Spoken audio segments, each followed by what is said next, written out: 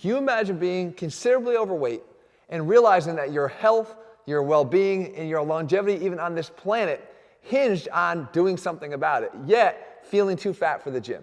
That the anxiety that you have on either how little you know about training or just what others are going to think of you when you step into that gym is literally enough to prevent you from doing anything about the very problem you know that you need to solve. What's up, guys? Jeff Cavaliere, ATHLEAN-X.com.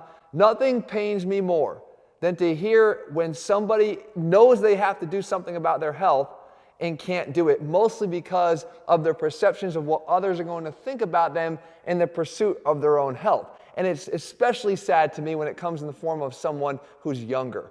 As we get older, maybe we are more responsible for the decisions we've made and accumulated over the years. We put ourselves in that spot. It's no less tragic when it doesn't work out right, but again, we've put ourselves there. But when you're a kid, especially these days, you're susceptible to a lot of shit. Through social media and everything else, the pressures of being a kid are a lot harder, I think, today than they have ever been.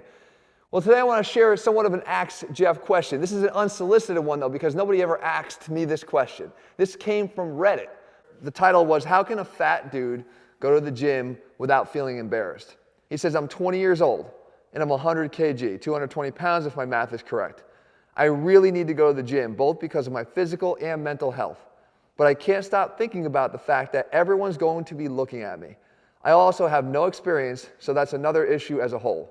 Imagine, again, knowing you have to do something, not just even for your physical health, but to make you mentally happier, and still finding it difficult to start because he's concerned about what others are going to think. Thankfully, the Reddit community stepped up and basically gave this kid all the encouragement that he needed. They gave him a lot of support. And I want to do the same thing here. And I want you guys to be able to do the same thing because I think we all could relate. Remember the first time you were at the gym and you tried to bench press?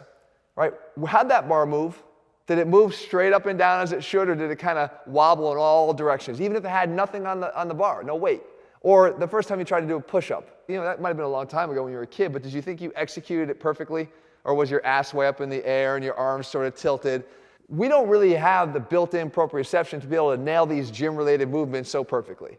And machines are there to save us in some cases, and that's why a lot of newbies will run to the machines because it's a little bit harder to screw them up. But at the same time, we all start from somewhere. What's really happening in the gym, and this is what I hope he's watching, is that nobody's actually looking at you negatively. And if they are, they're a dick, okay? There's a dick in every gym, but I bet you there's far fewer today than there's ever been before because we can all appreciate the journey.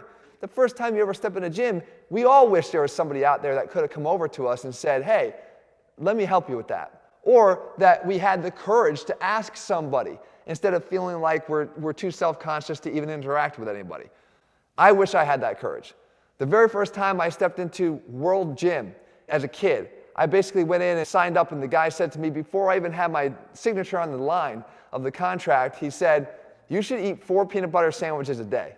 The reality was, he did something that I now appreciate that I didn't at the moment. He said, "But listen, don't keep looking at all those really big guys. You know, there's 2 ways to look really good. You can either be really big or you can be ripped."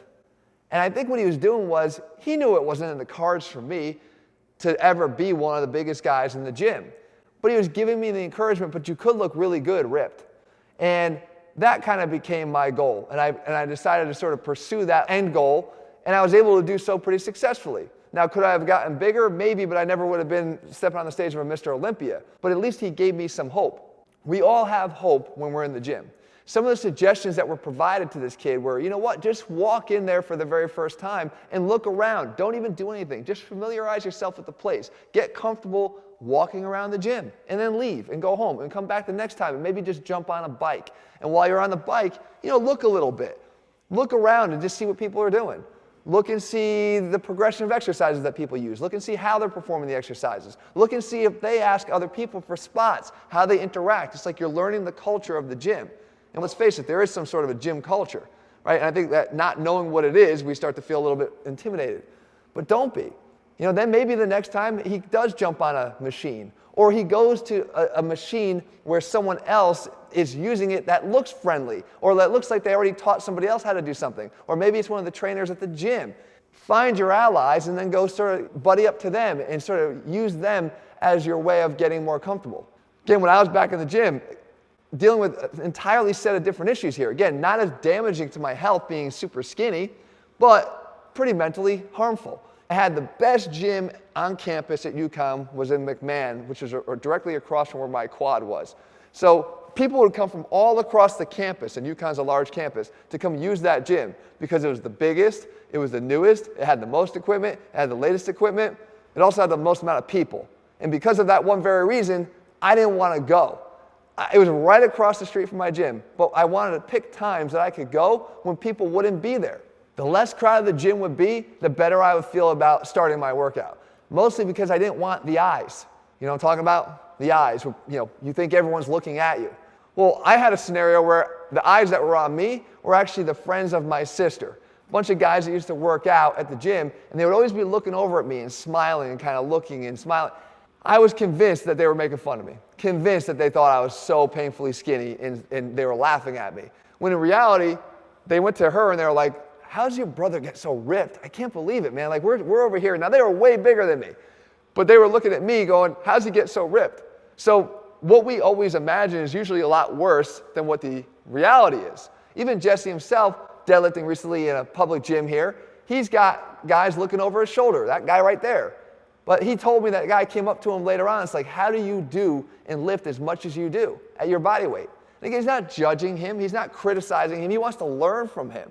I think we'd be so surprised if we realized just how less interested we are in criticizing somebody at the gym and more interested in their stories and their struggles. And most importantly, if I saw that guy in the gym way overweight, you know what I'm saying? God damn it, good for him.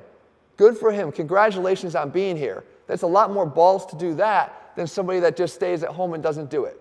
Because it does take a lot of courage to step through the doors for the very first time. It absolutely does. And it's not going to be easy. It's going to be a lot physically more difficult to do every single thing you're going to perform in a gym where you have a lot of excess weight. There's no doubt about it. It becomes a lot more physically challenging to get yourself to complete any workout. But you got to realize that on the other side of that is the life that you want to live, is that healthier life, the one that's going to allow you to stick around for a lot longer than you ever maybe imagine you would right now. Because you realize the path you're on right now is not going to get you there. But you also realize there's something you have to do. Now's the time to do it. I'll leave you with one story here. When Amir Khan and I were sitting down and talking, the one thing he told me, there's a guy of many transformations, up and down, weight loss, weight gain, muscle gain. He told me that the hardest part about it was when you looked at your task ahead and looked all the way up to the top of the mountain. Because whatever you want to get to is a reflection of the top of that mountain. If I'm that skinny guy who wants to get jacked, the jacked guy's sitting at the top of the mountain. If I'm this kid that's way overweight and wants to lose weight and get started and get into the shape he wants to, he's looking at that guy at the top of the mountain. Instead, focus on that step ahead of you. Don't look up, but look down and look at the path in front of you, because it's easy to just put one foot in front of the other. And before you know it, could be a couple of years, but before you know it, when you look up, there's nothing to look up at anymore. You're actually looking down because you're at the top of the mountain. You've gotten all the way up that path just by looking at the steps in front of you and putting that one foot in front of the other. And I think if this kid got any encouragement from Reddit, he's going to be on that path now. And I know he did, because the guy stepped up over there. And again, you think you might get ripped for leaving a comment like that. Instead, he got nothing but support.